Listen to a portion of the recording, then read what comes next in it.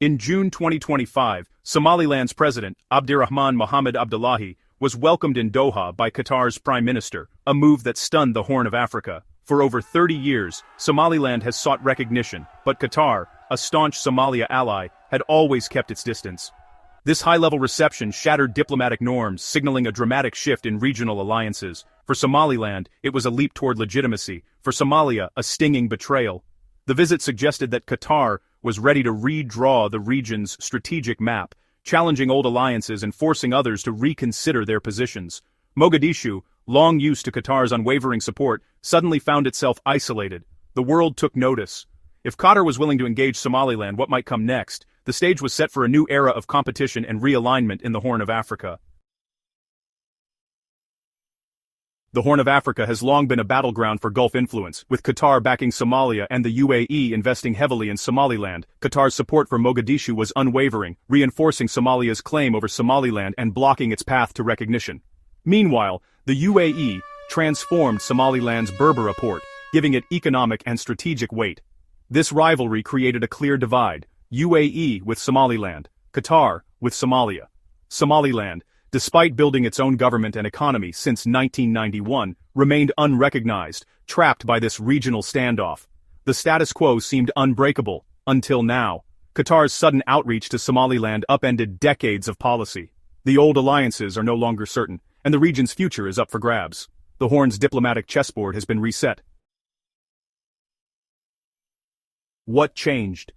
On January 1, 2024, Somaliland signed a landmark deal with Ethiopia, granting it access to the Red Sea in exchange for possible recognition. This agreement infuriated Somalia and alarmed regional powers, instantly raising Somaliland's strategic value. Qatar realized it could no longer ignore Somaliland or risk ceding influence to Ethiopia and the UAE. Somalia's alignment with Egypt against Ethiopia further complicated Qatar's position. Sensing opportunity, Qatar opened direct talks with Somaliland, positioning itself as a mediator in the region's escalating disputes. This move gave Qatar leverage on all sides: Somalia, Somaliland, and Ethiopia. The invitation to Somaliland's president was a bold pivot, reflecting Qatar's adaptability and ambition. By engaging both camps, Qatar ensured its interests would be protected, no matter how the conflict evolved. The old playbook was discarded. Qatar was now writing its own rules. The Horn's balance of power had shifted overnight. Behind closed doors, the Doha meeting focused on four pillars: economics, politics, security, and recognition. First, economic cooperation. Somaliland needs investment, and Qatar's wealth could fund new ports, infrastructure, and energy projects, reducing Somaliland's reliance on the UAE. Second, political engagement. Qatar's direct talks with Somaliland challenged Somalia's monopoly on international representation, opening new diplomatic channels. Third, security. Somaliland's stability and control over key maritime routes are vital for Qatar's trade interests. Cooperation on counterterrorism and maritime security was likely discussed. Finally, recognition. While formal recognition wasn't on the table, the visit itself was a powerful signal. Each step, from trade offices to high-level meetings, moves Somaliland closer to international legitimacy. Qatar may advocate for Somaliland in global forums, gradually shifting the conversation.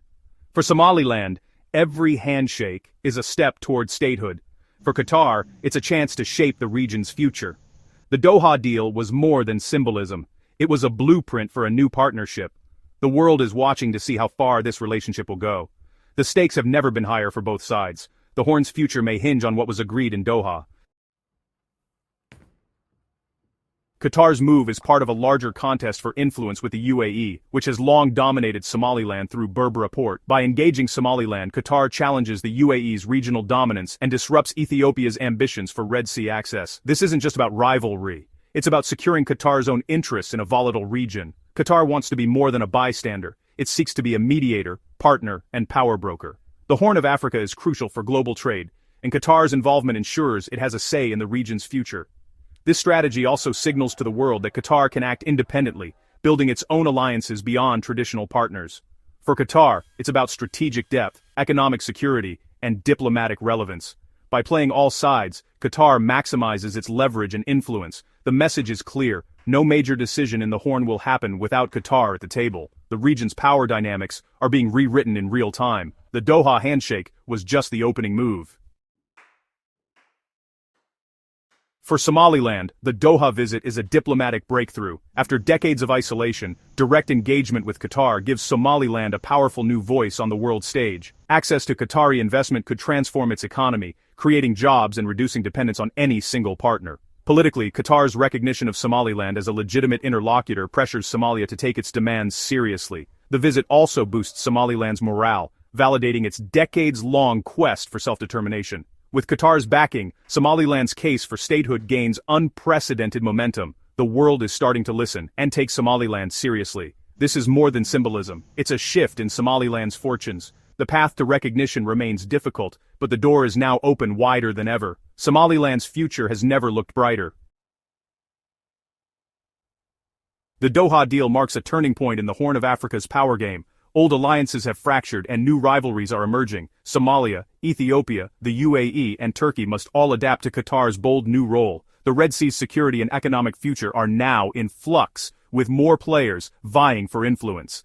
This could mean more investment and cooperation, or more competition and conflict. Somaliland's quest for recognition has gained its strongest ally yet, but challenges remain.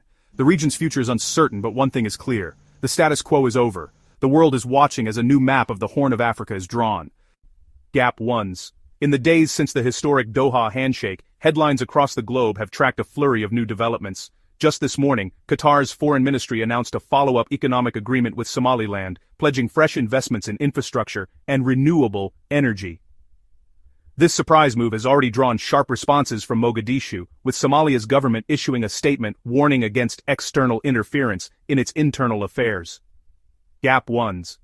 Meanwhile, the African Union has called for an emergency session to discuss the implications of the Doha Deal, signaling growing concern among regional powers. The United States and the European Union have also weighed in, urging all parties to maintain dialogue and respect existing borders, yet stopping short of condemning Qatar's actions outright. And Gap 1s. On social media, Somaliland's diplomatic visit has sparked a wave of optimism among its supporters, who see these developments as a leap toward international recognition. However, critics warn that rapid shifts in alliances could escalate tensions, especially as Ethiopia and the UAE reassess their strategies in the Horn of Africa. Gap 1s. As the dust settles, one thing is certain: the Doha Deal has set off a chain reaction that is still unfolding. The world is watching closely as every new agreement, statement, and reaction shapes the future of this volatile region. Stay tuned for further updates as the story continues to evolve. As the world digests the breaking developments, leading analysts are weighing in on what the Doha Deal really means for Somaliland, Qatar, and the Horn of Africa at large. Experts from renowned think tanks highlight a significant shift in the region's balance of power, pointing to Qatar's bold move as a calculated effort to outmaneuver rivals like the UAE and Ethiopia. Economists note that Qatar's promised investments could be a game-changer for Somaliland, potentially spurring job creation, modernizing ports, and laying the groundwork for new trade corridors. However, there's also caution. Some warn that rapid economic integration could trigger pushback from Somalia and complicate relations with international donors, wary of setting precedents for breakaway regions. Security analysts are closely watching troop movements and diplomatic activity. There are early signs of military posturing, with Somalia increasing patrols near disputed borders, and foreign security advisors quietly arriving in the region. Meanwhile, intelligence briefings suggest that both the UAE and Ethiopia are re-evaluating their military footprints and investment strategies in response to Qatar's assertiveness. Political scientists argue that the Doha Deal has redrawn the map of alliances in the Horn of Africa. For Somaliland, it's a step closer to global recognition, but it also places the region squarely in the crosshairs of great power competition. For Qatar, it's a gamble that could yield influence, or backfire if instability escalates. As the dust settles, one consensus emerges from the experts. The Doha Deal is more than a handshake. It's a catalyst for new alliances, economic ambitions, and security dilemmas, setting the stage for a new chapter in the Horn of Africa's complex story.